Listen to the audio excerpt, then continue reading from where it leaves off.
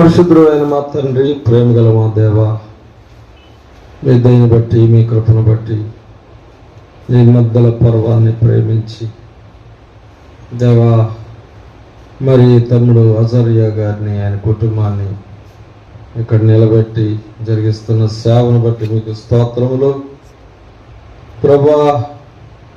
నాయన, మొదటి దినపు రాత్రి మీ సేవకులను బలపరిచి వాడుకున్నారు, మీకు స్తుతులు దేవా. ఈ మందిరం ఇచ్చారు, మీకు స్తోత్రములు. మా ప్రియులను మీరు తెచ్చారు, మీకు స్తుతులు మా ప్రభువా. మీరిచ్చిన మంచి వాతావరణాన్ని బట్టి కూడా మీకు స్తుతులు స్తోత్రములు చెల్లించుకొనిచున్నాం. అయోగ్యునైన నాకు మీ బిడ్డల మధ్య ఉండగలిగే కృప ఇచ్చారు, మిమ్మల్ని స్తుతించుకొనిచున్నాం ప్రభువా. సహాయం చేయండి తండ్రి దేవా. ఈ రెండవ దినపు ఈ సాయంకాల కూటాన్ని మీరు దీవించి ఆశీర్వదించండి. అయోగ్యుడైన నాకు కూడా సహాయం చేయండి. ఈ పరిశుద్ధ స్థలంలో నిలబడటకు యోగ్యుడను కాను. నన్ను కడగండి, శుద్ధీకరించి, నా పెదవుల నాలుకను ముట్టి నన్ను కడిగి శుద్ధీకరించి పవిత్రపరిచి మీ మాటలు పలకడానికి సహాయం చేయండి. నేను వారికి చెప్పవారికి తోడుగా ఉండి నడిపించండి. క్రీస్తు నామమును బట్టి వేడుకొనుచున్నాను తండ్రి, ఆమేన్. ప్రియులారా,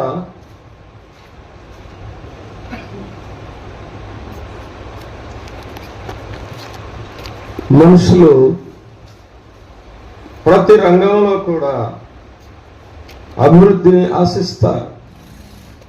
వ్యవసాయ రంగంలో, వ్యాపార రంగంలో, అలాగే రకరకాలైనటువంటి ఆ యొక్క విధానములలో లేక మార్గములలో అభివృద్ధిని ఆశిస్తారు. చదువుల్లో కూడా మన పిల్లలను చదివించేటప్పుడు కూడా పిల్లలు బాగా చదవాలి, మంచి ర్యాంకులో ఉండాలి, తర్వాత వారు మంచి ఉద్యోగాలు సంపాదించుకోవాలి, ప్రయోజకులు అవ్వాలి అని ఆశిస్తాం. మంచిదే. అయితే భక్తి విషయంలో కూడా అలాంటి ఆశ కలిగి ఉండాలి. భక్తి విషయంలో కూడా భక్తిలో లోతుగా వెళ్ళాలని దానియేలు గారు ఆశించారు. భక్తిలో లోతు అంటే దేవుని వాక్యానుసారముగా నడవడం. వాక్యాన్ని వినడమే కాదు, వాక్యాన్ని అనుసరించి నడవడం వల్లనే ఆశీర్వాదం వస్తుంది. ఈ సహవాస స్థాపకులు దానియేలు గారు వాక్యాన్ని చదివి, ప్రభా, ఈ వాక్యం నా జీవితంలో నెరవేర్చు అని ప్రార్థన చేసేవారట. అయితే ఈ దినాలలో చూస్తే దేవుని దయని బట్టి, ఆయన కృపను బట్టి అనేక స్థలాల్లో కూటాలు తన బిడ్డల ద్వారా కూటాలు జరిపిస్తూ ఉన్నారు. మంచిదే, కూటాలు జరగాలి. ఎన్నో కూటాలు ఈ ప్రాంతంలోనే, నూజివీడు కూటాలు, చక్కపల్లి కూటాలు, మరి ఇక్కడ ఇంకా ఎన్నో స్థలాల్లో కూటాలు, విజయవాడలో కూటాలు, తోటపురం కూటాలు. మనుషులు వస్తూ ఉన్నారు, వాక్యం వింటున్నారు. దేవుడు ఆశించేటటువంటిది ఏంటంటే ఫలించాలి, ఆత్మీయ జీవితంలో ఫలించాలి అని దేవుడు ఆశిస్తా ఉన్నారు. కూటాలు జరిగిపోతూ ఉన్నాయి, కానీ ఆత్మీయ జీవితంలో ఎదుగు లేకుండా మనుషులు కనబడతా ఉన్నారు. అది దేవునికి ఇష్టమైనటువంటిది కాదు, దేవునికి ఇష్టమైనది కాదు. ప్రభు కూడా ఆయన శరీరధారిగా ఈ లోకంలో ఉండినప్పుడు 33.5 సంవత్సరాలు ఆయన జీవిస్తూ 3.5 సంవత్సరాలు పరలోక సంబంధమైన విషయాలను ఆయన మనుషులకు బోధించారు. ఉపమానముల ద్వారా పరలోక సంబంధమైనటువంటి విషయాలను బోధించారు. మనుషులు బహుజన సమూహము ఆయన వెంబడిస్తూ ఉన్నారు. ఎందుకంటే ఆయన దగ్గర స్వస్థత ఉంది, ఆయన మాటల్లో ఆదరణ ఉన్నది, ఆయన చాలా అద్భుతాలు ఆశ్చర్యాలు చేశారు. ఎందుకంటే ఆయన సర్వశక్తి కలిగిన దేవుడు. ఆయనకు అసాధ్యమైనటువంటిది ఏది లేదు. ఆయన ఉన్నది లేనట్లుగా, లేనిది ఉన్నట్లుగా చేయగలిగిన గొప్ప దేవుడు ఆయన. అందుకనే బైబిల్లో యెహోవా దేవుడుగా గల జనులు ధన్యులను ఉన్నది. మనం ఎంతో ధన్యులం. మన దేవుడు యేసు ప్రభు, ఆయనను మనం సేవిస్తూ ఉన్నాము. అయితే ఆయన ఆశించేది ఏంటంటే భక్తిలో ఫలభరితముగా ఉండాలి, భక్తిలో ఫలభరితముగా ఉండాలి అని ప్రభు ఆశిస్తూ ఉన్నారు. ప్రియులారా, ఆయనను వెంబడించినటువంటి బహుజన సమూహానికి కూడా ఆయన బోధిస్తూ ఉన్నారు. మానవ జీవితం, మానవ హృదయాన్ని ఆయన, మానవ హృదయం ఎలాగున్నదో, మనుషుల యొక్క హృదయం ఎలాగున్నదో, ఏ స్థితిలో ఉన్నదో ఆయన బోధిస్తూ ఉన్నారు. 13వ అధ్యాయం మత్తయి సువార్తలో మనం చూస్తే, ఆ దినమందు యేసు ఇంటి నుండి వెళ్లి సముద్ర తీరమున కూర్చుండెను. బహుజన సమూహములు తన యొద్ద కూడి వచ్చినందున ఆయన దోణి ఎక్కి కూర్చుండెను. ఆ జనులందరూ దాన్ని నిలిచి ఉండగా ఆయన వారిని చూచి చాలా సంగతులను ఉపమాన రీతిగా చెప్పెను. ఎట్లనగా, ఇదిగో విత్తువాడు విత్తుడగా బయలువెళ్ళెను. వాడు విత్తుచుండగా కొన్ని విత్తనములు త్రోవ ప్రక్కన పడెను. పక్షులు వచ్చి వాటిని మృంగివేసెను. కొన్ని చాలా మన్ను లేని రాతి నేల పడెను. అక్కడ మన్ను లోతుగా ఉండనందున అవి వెంటనే మొలిచెను, కానీ సూర్యుడు ఉదయించినప్పుడు అవి మాడి వేర్లేనందున ఎండిపోయెను. కొన్ని ముండ్ల పొదల్లో పడిన ముండ్ల పొదలు ఎదిగి వాటిని అణిచివేసెను. కొన్ని మంచి నేలన పడినవి, ఒకటి 100 ఒకటి 60 ఒకటి 30 ఫలించెను. చెవులు గలవాడు వినుగాక అని చెప్పాను. మానవ హృదయాన్ని నేలతో పోల్చారు ప్రభు.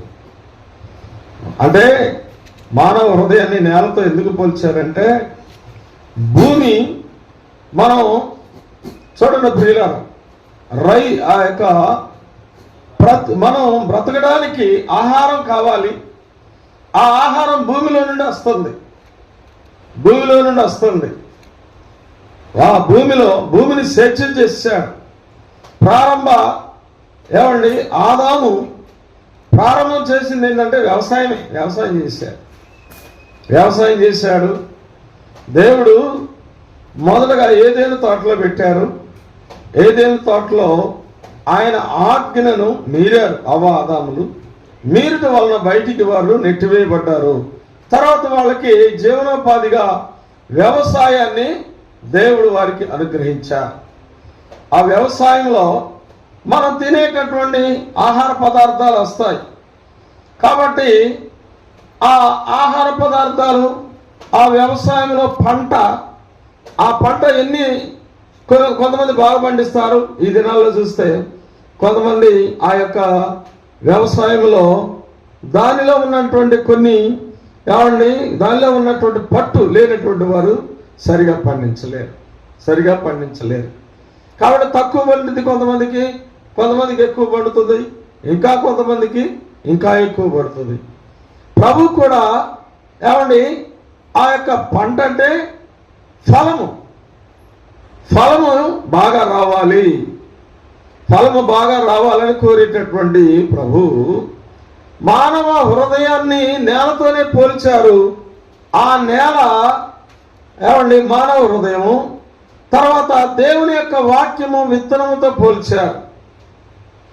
దేవుని యొక్క వాక్యాన్ని విత్తనంతో పోల్చారు. తర్వాత ఇక్కడ పటాలు పెట్టడం మర్చిపోయారేమో, కానీ మనం చాలాసార్లు పటాలు చూసాము. ఆ విత్తనాన్ని ఆకాశ పక్షులు ఎత్తుకొని పోతాయి. గ్రహింపు లేకుండా వినినప్పుడు, అలవాటుగా వినినప్పుడు ఆ యొక్క వాక్యమైన విత్తనాన్ని ఆకాశ పక్షులు ఎత్తుకొని పోతాయి. ఆకాశ పక్షులు ఎత్తుకొని పోవడం వల్ల ఫలితం రాదు. విత్తనము ఫలించాలంటే భూమిలో పడాలి.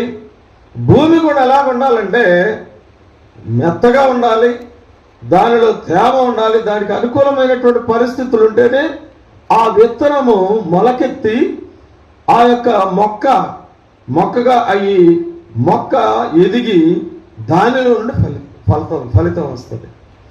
అలాగే వాక్యము కూడా మనము గ్రహింపుతో వినడం వల్ల విని దాని ప్రకారము నడుచడం వలననే 100 ఫలితము లేక 60 లేక 30 ఫలితం వస్తుంది అని ప్రభు చెప్పారు. మొదటి నెల గురించి రాత్రి మనం వినుంటాం. అయితే ప్రియులారా, మొదటి నెలను చీకటి నెల అంటారు. చీకటి నెల ఆచారాలు చేయడం వల్ల, గ్రహింపు లేకుండా వాక్యం వినడం వల్ల ఏమండి వాక్యము ఫలించకుండా ఉంటాం. మొదటి నెల మానవ హృదయాన్ని 4 నెలలుగా పోల్చారు ప్రభు. మొదటి నెల త్రోప్రక్కన నెల, 2వ నెల రాతి నెల, 3వ నెల ఆ యొక్క ముండ్ల తుప్పల నెల, 4వ నెల మంచి నెల. మొదటి నెల గురించి రాత్రి మనం నేర్చుకున్నాం. 2వ నెల ఏంటంటే, 2వ నెల ఆయన 2వ నెల 13వ అధ్యాయం మత్తయి సువార్త, కొన్ని చాలా మన్ను లేని రాతి నేలను పడిను, అక్కడ మన్ను లోతుగా ఉండనందున అవి వెంటనే మొలిచెను గాని సూర్యుడు ఉదయించినప్పుడు అవి మాడి వేరు లేనందున ఎండిపోయెను అన్నది. చాలా మన్ను లేని రాతి నేల అంటే కొంచెం మన్ను ఉంది. కొంచెం మన్ను అంటే కొంచెమే భక్తి. ఏమండి, కొంతమంది అలవాటుగా ఆదివారం వరకే పరిమితం అవుతారు కొంతమంది. తర్వాత పండగలకే వస్తూ ఉంటారు. గుడ్ ఫ్రైడే అని, యేసు అని, క్రిస్మస్ అని, ఇంకా మనకు పండగలు ఉన్నాయి కదా, ఆ పండగలప్పుడే కనపడుతూ ఉంటారు. కొంచెం అంటే కొంచెమే భక్తి, ఆపద మొక్కులు అనమాట. ఏమండి, ఆపద మొక్కులు. ఒక ఆయన ట్రైన్లో ప్రయాణం చేస్తూ ఉన్నాడంట. ట్రైన్లో ప్రయాణం చేస్తూ ఉండగా గుండెలో కొంచెం నొప్పి వచ్చింది. ఇక్కడ గుండె దగ్గర నొప్పి వచ్చేసి ఆయన ఏదో అవాడుగా అప్పుడప్పుడు పండక్కో లేకపోతే దానికో దీనికో చర్చికి వెళ్ళేవాడు అనమాట. యేసయ్యని తెలుసుకుందాం అనుకొని, యేసయ్యా నన్ను క్షమించయ్యా, యేసయ్యా నాకు సహాయం చేయాలి గుండె మీద కొట్టుకుంటుంటే ఈ జేబులో బీడీ కట్ట ఉందంట. ఈ జేబులో బీడీ కట్ట, అమ్మో యేసయ్యకి బీడీ కట్ట ఇప్పుడు పనికిరాదని తీసి పక్క ఆయనకి ఇచ్చిందంట. పక్క ఆయనకి ఇచ్చి, ఈ యేసయ్యా నాకు సహాయం చేయయ్యా, యేసయ్యా నాకు సహాయం చేయంటే దేవుడి వల్ల కొంచెం నెమ్మది వచ్చేసింది. పక్క ఆయన ఎవరు కొంచెం మంచినీళ్ళు ఇస్తే తాగాడు, కొంచెం నెమ్మది వచ్చింది, కూర్చున్నాడు. కొంత దూరం వెళ్ళాక ఆ బీడీ కట్ట ఎవరికి ఇచ్చాడు, అయ్యా నా బీడీ కట్ట ఇటీ అన్నాడంట. అంటే అలవాటు భక్తి. ఏమండి, అలవాటు భక్తి. ఏదో ఆపద వచ్చినప్పుడు, కష్టం వచ్చినప్పుడు, పిల్లలు కూడా పరీక్షలు వచ్చినప్పుడే ప్రార్థన, అలవాటు భక్తి. దానివలన ప్రియులారా, దేవుని యొక్క సంపూర్ణమైనటువంటి ఆశీర్వాదాన్ని మనం స్వతంత్రించుకోలేము. ఏమండి, దానియేలు గారు ఆయన వాక్యాన్ని ధ్యానించారు. వాక్యానుసారముగా ఆయన నడవడానికి ఇష్టపడ్డారు. కాబట్టి దేవుడు ఆయనను లేపుకొని ఈ గొప్ప సహవాసాన్ని ఆయన చేతిలో పెట్టాడు. ఈ గొప్ప సహవాసం ఇప్పుడు ఆయన ప్రారంభ సేవలో కొంచెమే, ఏమండి, కానీ దేవుని దగ్గర వాగ్దానాలు పొందుకొని వారిలో ఒంటరైన వాడు 1000 మంది ఎగును, ఎన్నికలేని వాడు బలమైన జనమగునని కొన్ని వాగ్దానాలు దానియేలు గారు పొందుకొని, ఏమండి, దేవుని దగ్గర సాగిలపడి ఆయన పిల్లలు కూడా భక్తి పరులుగా చేశారు. తద్వారా వారి యొక్క పిల్లలు కూడా జో గారు కానీ, మరి ఏమంటే ఫ్రాన్సిస్ గారు కానీ, కమలమ్మ గారు కానీ, ప్రమీలమ్మ గారు కానీ, వాళ్ళ కుటుంబాలు, ఏమంటే వాళ్ళ పిల్లలు ఏమండి ఆశీర్వాదకరముగా ఉండినారు. ప్రియుల ఏమండి ఆశీర్వాదకరముగా ఇప్పుడు 3-4 తరాల నుండి ఆశీర్వాదకరముగా ఉండినారు ప్రియుల. కొంచెం భక్తి వలన ప్రయోజనం లేదు. కొంచెము చాలా మన్ను లేని రాతి నేలంటే అక్కడ మన్ను లోతుగా ఉండదందున అవి వెంటనే మొలిచను కానీ సూర్యుడు ఉదయించినప్పుడు అవి మాడి వేరు లేనందున ఎండిపోయాను. తర్వాత మత్తయి సువార్త 13వ అధ్యాయము 20-21 వచ్చిన మనం చూస్తే రాతి నేలను విత్తబడిన వాడు వాక్యం విని వెంటనే సంతోషంతో దాన్ని అంగీకరించేవాడు అయితే అతనిలో వేరు లేనందున అతను కొంతకాలం నిలుచును గాని వాక్యము నిమిత్తము శ్రమ అయినను హింస అయినను కలగగాని అభ్యంతరపడును. వాక్యము నిమిత్తము శ్రమ గాని హింస గాని ఏదైనా ఏదో కలిగినప్పుడు అభ్యంతర పడతా ఉంటారు మనుషులు. అది భక్తి కాదు. వారికి వేరు లేనందున ఒక మొక్క ఎదగాలంటే వేరు లోతుగా వెళ్ళాలి. అడుగునే ఉన్నాయి రాతి నేల కాబట్టి బండలు ఉంటాయి అన్నమాట. మార్క్స్ సువార్త 7వ అధ్యాయము 21 వచ్చిన మనం చూస్తే మార్క్స్ సువార్త 7వ అధ్యాయము 21 వచ్చిన చూడండి. లోపల నుండి అనగా మనుషుల హృదయంలో నుండి దురాలోచనలను జారత్వములను దొంగతనములను నరహత్యలను వ్యభిచారములను లోపములను చెడుతనములను కృత్రిమమును కామ వికారమును మత్సరమును దేవదూషణయు అహంభావమును అవివేకమును వచ్చును. ఈ చెడ్డవన్నీ లోపల నుండి బయలు వెళ్ళి మనుషుని అపవిత్రపరచును. ఈ చెడ్డవన్నీ లోపల నుండి బయలు వెళ్ళి మనుషుని అపవిత్రం చేస్తాయి, అంటే దేవునికి దూరం చేసేస్తాయి అన్నమాట. ఈ చెడ్డవన్నీ కూడా మనుషుని దేవునికి దూరం చేసేస్తాయి ప్రియుల. చూసారా, మొట్టమొదటి బండ ఏంటంటే దురాలోచన. ఈ దురాలోచన అనేది ఈ పాపం అన్ని పాపములకు తల్లి లాంటిది అన్నమాట. ఏదైనా చేయాలంటే ముందు ఆలోచన.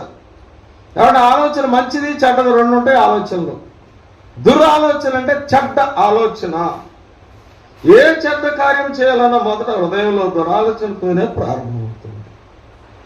హృదయంలో ఎవరి మీద దురాలోచన ఉంటుంది, దానికి సంబంధించిన వారు వచ్చినప్పుడు ఆ ప్రభావం చూపిస్తూ ఉంటాం. దురాలోచన వలన వ్యాధులు అనారోగ్యాలు కూడా వస్తాయి. దురాలోచన వలన ఈ దురాలోచనలు నరహత్యకు కూడా దారి తీస్తాయని దేవుని యొక్క వాక్యంలో ఉన్నది. నరహత్యకు దారి తీస్తాయి. కీర్తనకారుడు అంటాడు 140వ కీర్తనలో 2వ వచనంలో, వారు తమ హృదయంలో అపాయకరమైన యోచనలు చేయుదురు. యేసేపు మీద అన్నదమ్ములు దురాలోచన చేశారు. కళ్ళగనేడు వస్తున్నాడు, భక్తిపరుడు వస్తున్నాడు అని చెప్పేసి దురాలోచన చేసి అతను చంపడానికి ప్లాన్ వేశారు ప్రియుల. అంతేకాకుండా యేసు ప్రభు దగ్గర 3.5 సంవత్సరాలు నేర్చుకున్నటువంటి శిష్యుల్లో ఒక శిష్యుడు ఇస్కరియోతు యోధా కూడా యేసును అమ్మడానికి దురాలోచన చేశారు. చూసారా, ఆలోచనలు వస్తాయి. ఆలోచనలు వస్తాయి. ఆకాశ పక్షులు ఆకాశంలో ఎగురుకుంటా వెళతాయి. ఆ పక్షులు వచ్చి మన నెత్తి మీద కూర్చొని గూడు పెట్టి గుడ్లు పెట్టి పొదిగి పిల్లలు చేస్తాం, ఊరుకుంటాం, మనం తోలేస్తాం. ఆత్మ సంబంధమైనటువంటి వ్యక్తి ఇది మంచి ఆలోచన చెడ్డ ఆలోచన అని ఆలోచించి ప్రభువా ఇలాగా ఒక వ్యక్తి మీద నాకు ఇలాంటి దురాలోచన వచ్చింది, ఈ దురాలోచన తీసేయి ప్రభువా అని ప్రభు దగ్గర అడుక్కోవాలి ప్రియులారా. ఈ దురాలోచన బట్టి ప్రియులారా మనిషి యొక్క జీవితము ఏమైపోతుందంటే పాడైపోతుంది. సామెతలు 12:2లో దురాలోచన గలవాడు నేరస్తుడని ఆయన తీర్పు తీరుస్తాడు. అందరం కూడా దేవుని న్యాయపీఠము ఎదుట నిలబడవలసినటువంటి ఒక దినం వస్తుందంట. అప్పుడు మన దురాలోచనలు కూడా బయట పెడతారు. చూసారు, సీసీ కెమెరాలు పెట్టారు.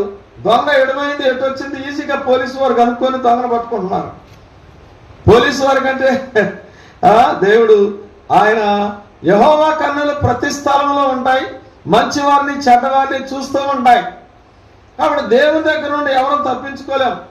అందుకని దావీదు కీర్తనలో 139వ కీర్తనలో దావీదు అన్నాడు, ప్రభా నేను కూర్చుండుట లేచుట నీకు తెలుసు ప్రభా అని.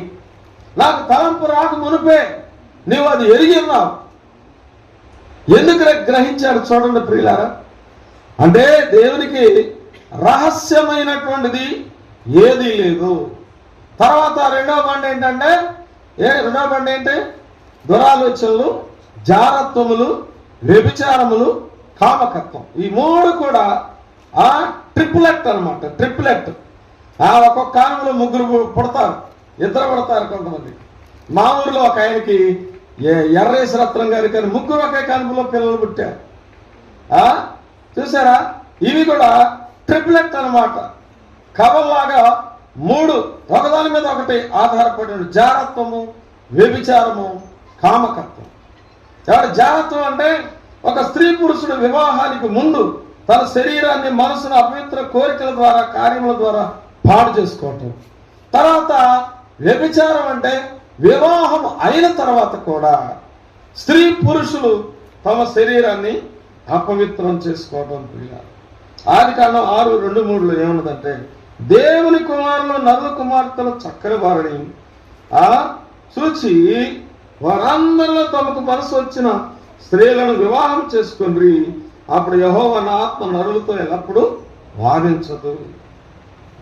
ఈ జారత్వము వివాహానికి ముందు వచ్చేటటువంటి ఈ కార్యకలాపాలు, దానికి మూలంగా ఏమొస్తాయంటే ప్రేమ లవ్ లెటర్స్, SMS-లు, చాటింగ్లు, ఇవి చేయడం వల్ల వాళ్ళు అనుకున్నది జరగకపోతే ఆత్మహత్యలకు పాల్పడతారు. ఆత్మహత్యలు.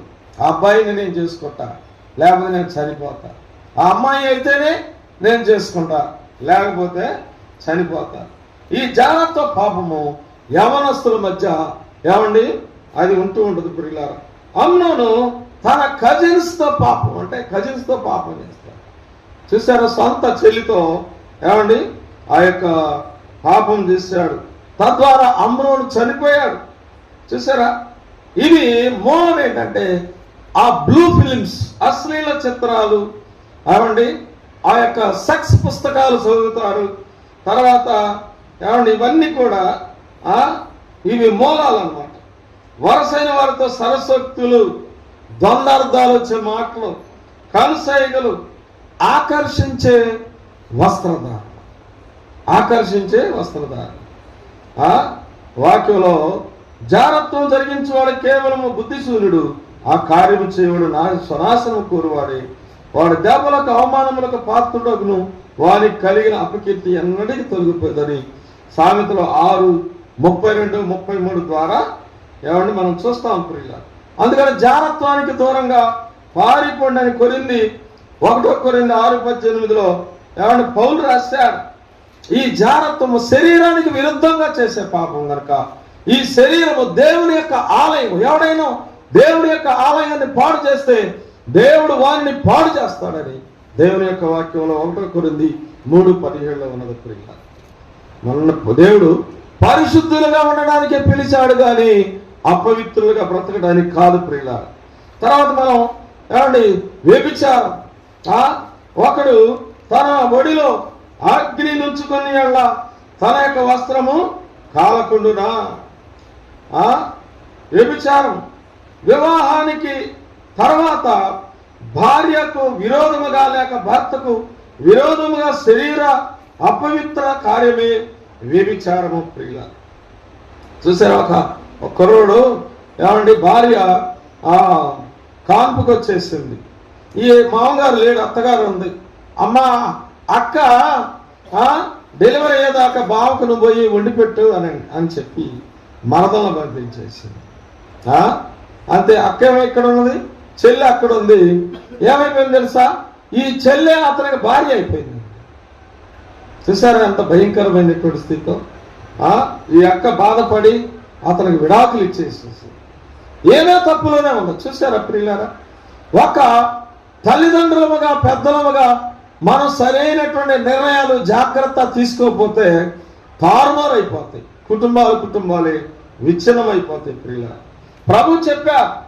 ప్రభు శరీరంలోకి వచ్చి మానవ హృదయంలో ఎంత లోతైనటువంటి కార్యాలు జరుగుతున్నాయో చూశారు. మత్తయి సువార్త 5వ అధ్యాయము 27 నుండి 28 వచ్చిన వరకు, వ్యభిచారం చేయవద్దని చెప్పబడిన మాట మీరు విన్నారు కదా, నేను మీతో చెప్పినదేమనగా, ఒక స్త్రీని మోహపు చూపుతో చూసి ప్రతివాడు అప్పుడే తన హృదయంలో ఆమెతో వ్యభిచరించినటువంటి వాడు అవుతాడు. మరి సినిమాలు చూస్తారు, ఇన్స్టాగ్రాము, ఇంకేయో చూస్తారు. అంటే నువ్వు కళ్ళు పవిత్రంగా ఉన్నాయా? నీ కళ్ళు పాడు చేసుకుంటావు. కాబట్టి ఎవరు చూసినా మంచి దృష్టితో చూడలేవు, పురుషులైనా స్త్రీలైనా అంతే. వ్యభిచారం ఎంత భయంకరంగా మానవ హృదయంలో జరుగుతుందో దేవుని యొక్క వాక్యం ద్వారా మా దావీదు కూడా మంచి భక్తి పరుడే. దావీదు కూడా చాలా భక్తి కలిగినటువంటి వాడు. ఇశ్రాయేలు పక్షంగా యుద్ధాలు చేశాడు. 6 జానుడు గొల్లియాతును హతమార్చాడు. అలాంటి బలాఢ్యుడైనటువంటి యుద్ధాల్లో ఆరితేరినటువంటి వాడు ఒకానొక సమయంలో యుద్ధానికి వెళుచుండగా యుద్ధానికి పంపించారు. అందరూ సైన్యాన్ని పంపించి ఏమేం చేస్తున్నాడు? ప్రార్థన చేయవలసినటువంటి దావీదు మిద్దె మీద తిరుగుతా ఉన్నాడు. ఎప్పుడైతే ప్రార్థన తగ్గుతుందో మన తలంపు కూడా చెదిరిపోతుంది. ఒక బుధవారం మానేస్తే చాలు, నీ భక్తి తేలిపోతుంది. ఒక శనివారం మానేస్తే చాలు, నీ భక్తి బలహీనమైపోతుంది. చాలా మంది ఈజీగా తీసుకుంటారు. దేవుని యొక్క సేవకులే హెచ్చరికలు చేసినా కూడా నిర్లక్ష్యం చేసేస్తారు. ప్రియుల, దావీదు చేసినటువంటి నిర్లక్ష్య పరిస్థితులు బట్టి దావీదు పాపంలో పడిపోయాడు. అంత భక్తుడు ఊరియా భార్యతో పాపం చేశాడు. తద్వారా 4 పిల్లలను పోగొట్టుకున్నాడు.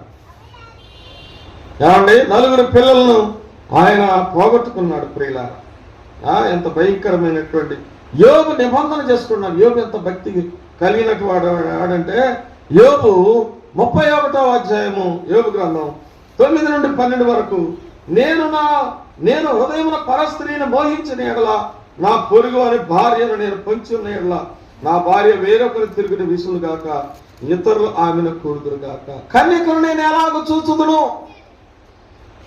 చూసారా, కన్నులతో నిబంధన చేసుకున్నా. మొదటి చూపు తప్పు కాదు, కావాలని మరలా చూస్తే అదే నీ అంతరంగంలోనికి పాపముగా అది ప్రవేశించి నీ జీవితాన్ని నాశనం చేసి. డిఎల్ మోడీ గారు ఒక మాట అన్నారు, వ్యభిచారము నరకానికి దగ్గర దారంట.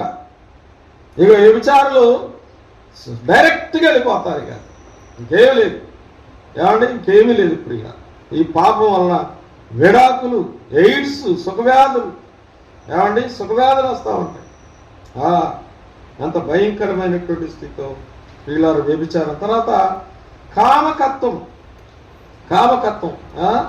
ఈ కామకత్వం అంటే ఇవి కామకత్వం.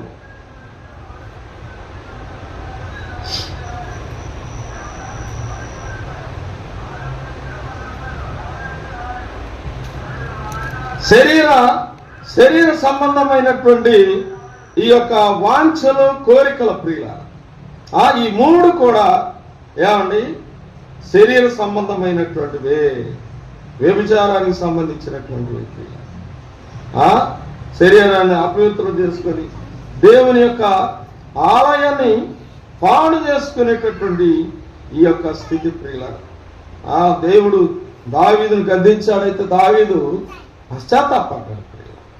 51వ కీర్తన రాశాడు, దేవా నీ కృప చొప్పున నన్ను కరుణించుము, నీ వాత్సల్య బాహుళ్యము చొప్పున నన్ను కరుణించమని దావీదు ఎంతో పశ్చాత్తాప. తర్వాత లోభం ప్రియులారు, లోభి. లోభి తన ఇంటి వారికి ఏం చేస్తాడంట? నష్టం చేస్తాడంట.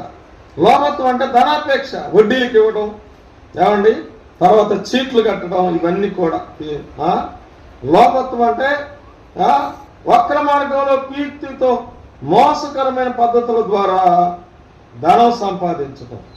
లోభత్వం యొక్క ఫలం ఏంటంటే ఈ యొక్క లోభి యాకోబును తన మామ లాభాన్ని 20 ఏళ్ళు కొలువు చేయించుకున్నాడు. 10 మార్లు జీతం మార్చాడు. 10 మార్లు జీతం మార్చేశాడు. కొంతమందికి డబ్బులకి ప్రాణానికి లంక అంటారు. డబ్బుల కాడనే పేసి పెడతా ఉంటారు. డబ్బుల కాడనే ఆకాను ఆశించి దొంగిలించి ఏమండి ఆకాను ఏమైపోయాడంటే మరణం అయిపోయినట్లుగా మనం చూస్తూ ఉంటాం పిల్లలు. ఈ యొక్క ధనాపేక్ష లాంటిది. ధనాపేక్ష, వస్తువు అపేక్ష, రకరకాలైనటువంటి అపేక్షలు ఉంటాయి. సౌలు కూడా దేవుడు చెప్పినట్లుగా చేయకుండా మంచి మంచి వాటిని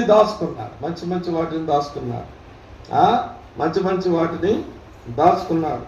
తర్వాత ఈ యొక్క లోభత్వం కలిగినటువంటి ఇది ఏంటంటే లంచాలు పుచ్చుకుంటారు.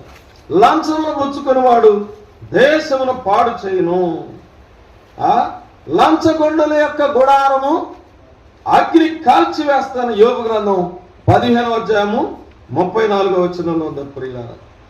ఇంకా ఎఫెసీకి రాశాడు పౌలు, విగ్రహారాధికుడై ఉన్న లోబేయును దేవుని యొక్క రాజ్యమునకు హక్కుదారు కాడు. విగ్రహారాధికుడైనటువంటి లోబి అయినను అంటే ధనాన్ని ఆరాధిస్తారు కొంతమంది. విగ్రహారాధనైన ధనాపేక్షను చంపివేయుడి అని దేవుని యొక్క వాక్యంలో ఉంటుంది. లోభత్వం. లోబి అంటే వాడు పిసిని కొట్టుతాను.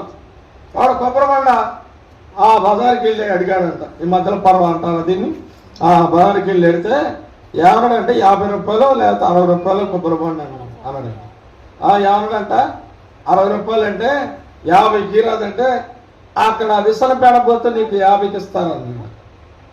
అక్కడ పోయి 50 రూపాయల కొబ్బరిబండ అంటే 40కి రాదు అన్నట.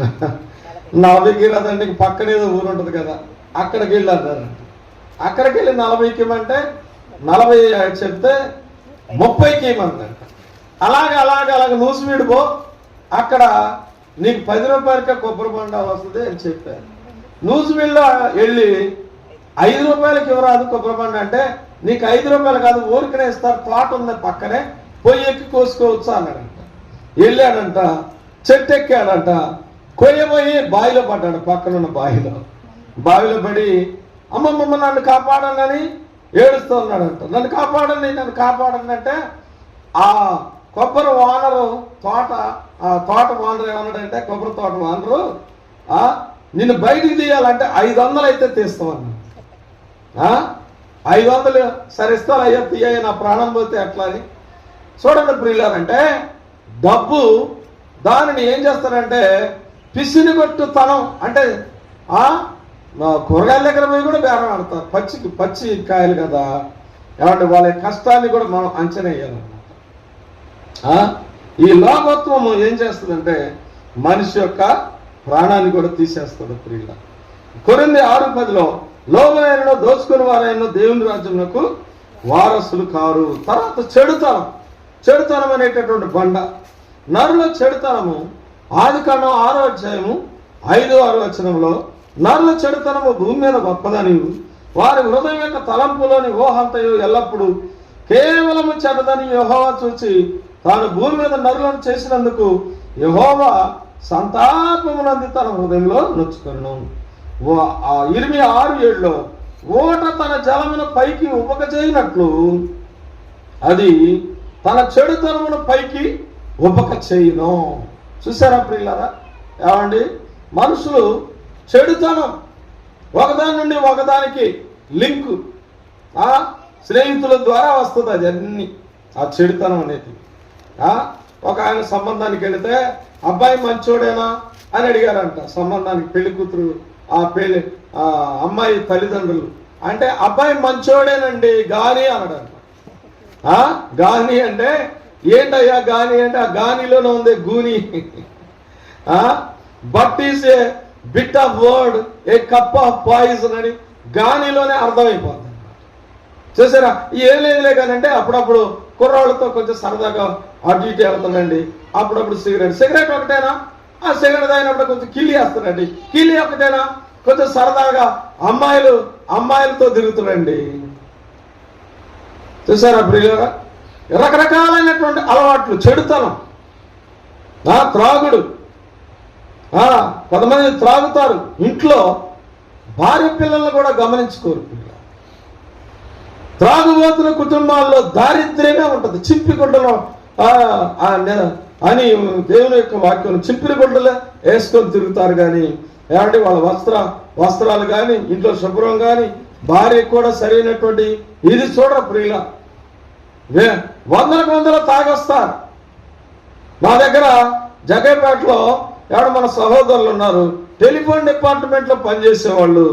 ఏమండి ఉద్యోగస్తులే కానీ భయంకరమైన త్రాగుబోతులు, భయంకరమైన ఒకవేళ తాగి ఆ కాలం పక్కన పడుకునేవాళ్ళు. ఆ ఎర్ర ఇసరత్వమైన ఒక ఆయన, నల్ల ఇసరత్వమైన ఒక ఆయన, సత్యమైన ఒక ఆయన ఉన్నారు మనోళ్ళు. కానీ దేవుడు వారిని పట్టుకున్నారు. సరైన ఇల్లుండేది కాదు. భార్యలు ఉద్యోగస్తుల భార్యలే కానీ ఏమంటే సరైన వస్త్రాలు ఉండేవి కాదు. పాపం భార్యలను కొట్టేవాడు. చూసారా, భార్యలను కొట్టేవాడు. పిల్లల్ని సరైనటువంటి స్థితిలో ఉంచేవాళ్ళు కాదు. ఈ చెడుతనం వలన కుటుంబాలు ప్రియులారా ఏమైపోతాయంటే ఏమండి నాశనం అయిపోతా ఉంటాయి ప్రియుల. తర్వాత కృత్రిమము ఏమండి కృత్రిమం అంటే లేని వాటిని కల్పించడం, లేకపోయినా కూడా అక్కడ ఉందని చెప్పడం అనమాట.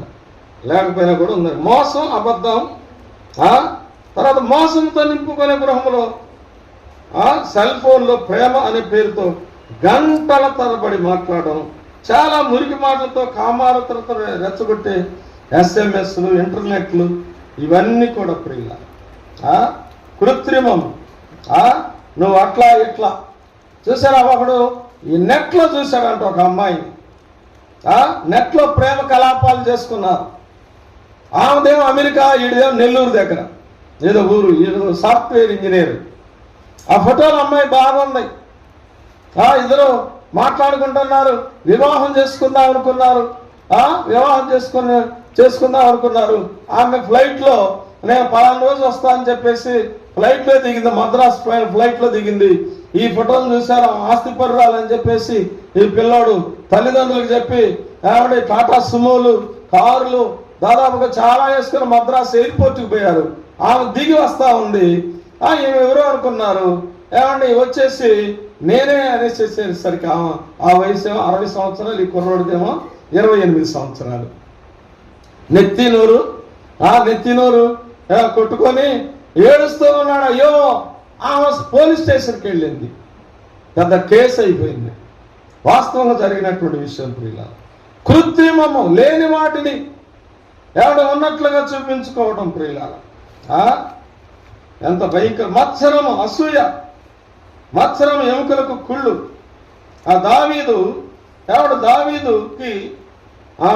దావీదు మీద సౌలు విషపు చూపు ఎందుకు నిలిపాడంటే దావీదుకు 10,000 కొలది, సౌలుకు 1,000 కొలదని స్తుతులు పాడారు. మెచ్చుకునేసరికి ఏమండి అసూయ వచ్చేసేసింది.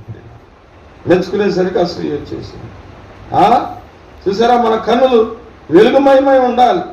ప్రభు యొక్క కనిక, ప్రభు ఆయన చూపులు ఎలాంటివి అంటే కనికరముతో కూడినటువంటి చూపులు.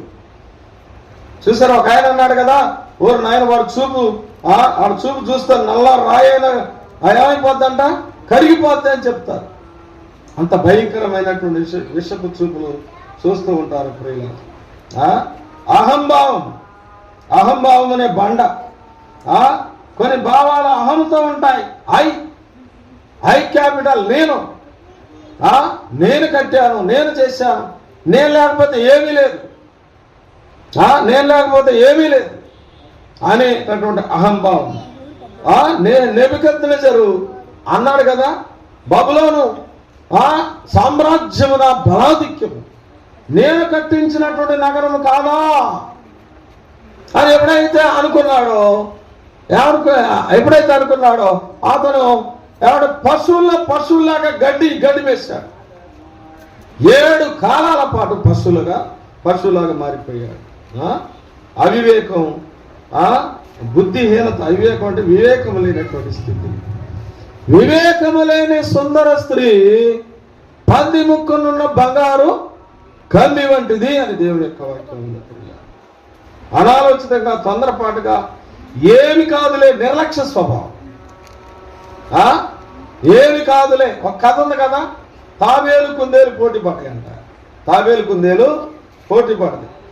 కుందేలు అనుకుంది కదా, తాబేలు వచ్చేసరికి నేను ఎప్పుడో వెళ్ళిపోతా కాబట్టి తాబేలు మొదలేసి ఇద్దరు నడుస్తున్నారు. కొంత దూరం నడవాలి, పోటీలో ఎవరు గెలుస్తారో చూడాలి. కుందేలు అనుకున్నాడు కదా, తాంబేలు బుడిబుడి నాలుకన తాంబేలా అని అపహాస్యం చేసి నీకంటే ముందే వెళ్ళిపోతా చూడాలి పడుకుందంట. పడుకునేసరికి గాఢ నిద్ర పట్టింది. ఈ తాబేలు శ్రమతో కష్టంతో చిన్నగా నడుచుకుంటూ గమ్యస్థానం చేసింది. కుందేలు వెళ్ళలేకపోయింది. అంటే ఏంటంటే నిర్లక్ష్య స్వభావం, వివేకం లేకుండా మనుషులు ప్రవర్తిస్తారు. జాగ్రత్త కలిగి ఉండరు, చురుకుగా ఉండరు. ఏమైందిలే, పావచ్చులే, ఏమండి పోవచ్చులే, వెళ్ళవచ్చులే, అది చేయొచ్చులే, ఇది చేయొచ్చులే, ఏముంది అని నిర్లక్ష్య స్వభావం దీనిలో ఇమిడి ఉన్నది. వివేకము లేనటువంటి స్థితి. యోబు గ్రంథం 28వ అధ్యాయము 28వ వచనంలో మనం చూస్తే చదవండి. యోబు గ్రంథం 28:28. మరియు యెహోవా యందు భయభక్తులే జ్ఞానమనియు దుష్టత్వము విడుచుటయే వివేకమనియు. దుష్టత్వము విడుచుటయే వివేకం. దుష్ట స్వభావాన్ని విడిచిపెట్టుకోండి. ఈ యొక్క 13 బండలు ఇవేం చేస్తున్నాయంటే మొక్క విత్తనము మొలకెత్తుతుంది, వేరు లోపలికి వెళ్లకుండా ఈ బండలన్నీ అడ్డొస్తాయి. ఆత్మీయ జీవితంలో కూడా హృదయంలో నుండి వచ్చేటటువంటి 13 రకాల పాపములు, దురాలోచన, జారత్వము, వ్యభిచారము, ఇంకా ఏంటి చదవండి, దురాలోచనలు, జారత్వములు, వ్యభిచారములు, 7 మార్క్స్, నరహత్యలు, వ్యభిచారములు, లోభములు, చెడుతనములను, కృత్రిమము, కామ వికారము, మత్సరమును, దేవదూషణయు, అహంభావమును, అవివేకమును ఈ చెడ్డవన్నీయు లోపల నుండి బయలు వెళ్ళి మనిషిని అపవిత్రపరచునని. ఇంకోటి ఉంది,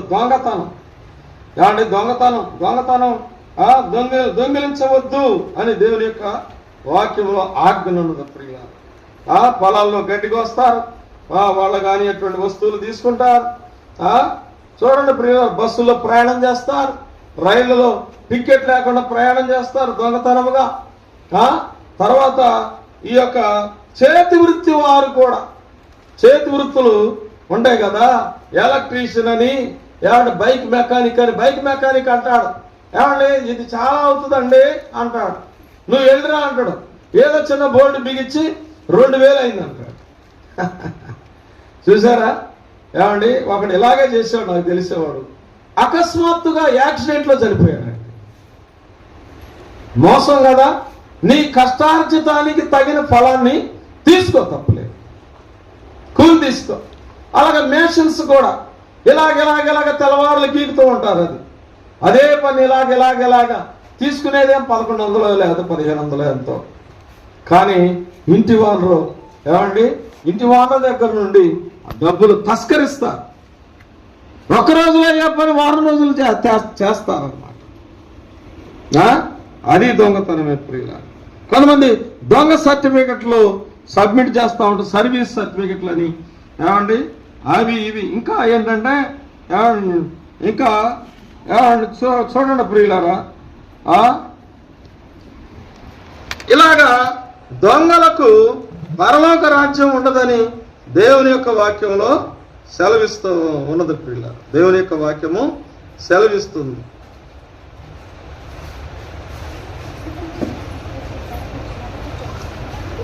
దొంగతనంలోనే లోభత్వము ఇమిడి ఉన్నది.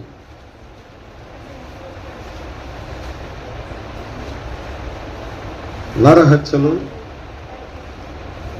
చేతి వృత్తి పనుల వారు, electrician, masons, painters, carpenters, welders, వీళ్ళందరూ కూడా ఏం చేస్తారంటే మోసం చేస్తారు కొంతమంది ప్రియుల.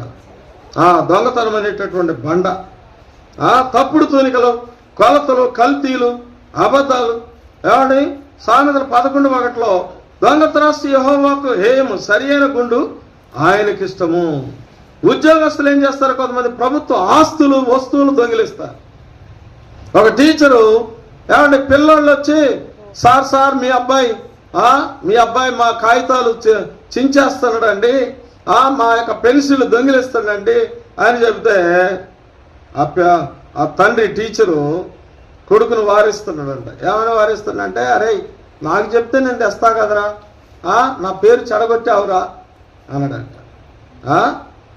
ఈయనేమో ఆఫీసులో తీసుకుపోతున్నాడు. తండ్రి ఏమో పెద్ద దొంగ, కొడుకేమో చిన్న దొంగ. ప్రియులు, కొంతమంది పన్ను కట్టకుండా తప్పుడు లెక్కలు రాస్తారు, తప్పుడు డిఏలు రాసుకుంటూ ఉంటారు. తర్వాత కొంతమంది దేవుని సమయాన్ని దొంగిలిస్తారు. ఈ సహవాస స్థాపకులు రాలు దానియేలమ్మ గారు, దీవెనమ్మ గారు ఏమంటే 2:30 గంటలు ప్రార్థన చేసేవారంట. దేవుడు అందుకని ఆమెను అతిగా ఎంతగా దీవెనకరంగా ఏమండి ఆమెను చేశారు ప్రభు. దశంభాగాలు దొంగిలిస్తారు, ప్రత్యేకమైనటువంటి దొంగలు వీళ్ళు. మానవుడు దేవుని యొక్క దొంగిలినా, అయితే మీరు నా యొక్క దొంగిలితురి. దేవుని విషయంలో మేము మీ యొక్క దొంగిలితమని మీరందరూ 10వ భాగమును ప్రతిష్టార్పణలను ఇక దొంగిలితురి. ఈ జనులందరూ నా యొక్క నుండి దొంగిలిస్తూనే ఉన్నారు, మీరు శాపగ్రస్తులై ఉన్నారు. నువ్వు 200 రూపాయల కూలి సంపాదిస్తే 20 రూపాయలు దేవునిది, 1000 రూపాయలు నీకు వస్తే 100 రూపాయలు దేవునిది. ఎందుకంటే దేవుడిచ్చేటటువంటి కాపుదల ప్రియులారా, అది నీది కాదు. దేవుని మందిరంలోనికి రావాలి. 10,000 దేవుడు నీకు ఇస్తే 1000 రూపాయలు దేవునిది, దశమ భాగం.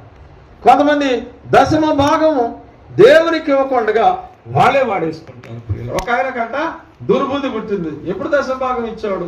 ఒక నెల ఏదో ఏమైపోయిందో కానీ ఆ దశమ భాగం డబ్బులతో ఒక మంచి చొక్కా కొనుక్కున్నాడు. కొనుక్కొని ఆఫీస్కి వెళ్తున్నాడు. జరిగిన విషయం ఇది. ఆఫీస్కి వెళ్తుంటే ఆఫీసు ద్వారంలోనే ఒక గేట్ దగ్గర ఏదో కొర్రు బట్టి ఆ షర్టు చినిగిపోయింది. చూసారా?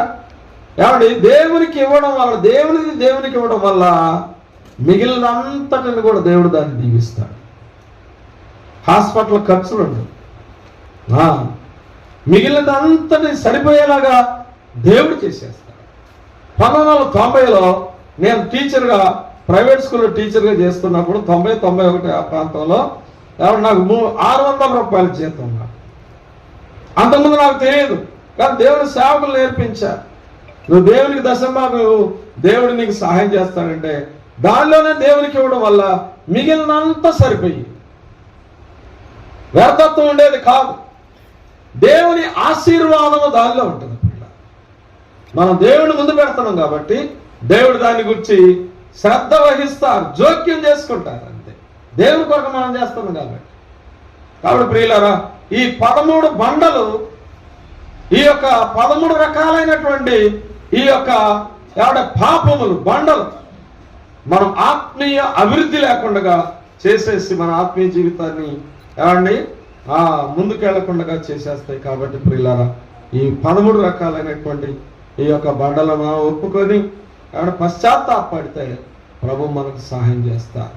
ప్రార్థన చేసుకున్నాం. పరిశుద్ధుడు అయిన మా తండ్రి, ప్రేమ కలిగిన మా దేవా, జీవగల మా ప్రభువా, మీ పరిశుద్ధమైన ఘనమైన నామం కొరకై మీ పాదాలకు వందనాలు. దేవ, ఈ మధ్యల పర్వాన్ని ప్రేమించి ఇచ్చిన కోటాలను బట్టి వందనాలు ప్రభా. ఈ గ్రామస్తులు గ్రహించి మీ సన్నిధికి వచ్చి వాక్యం విని నాయన గ్రహించుకునేలాగా చేయండి ప్రభువా.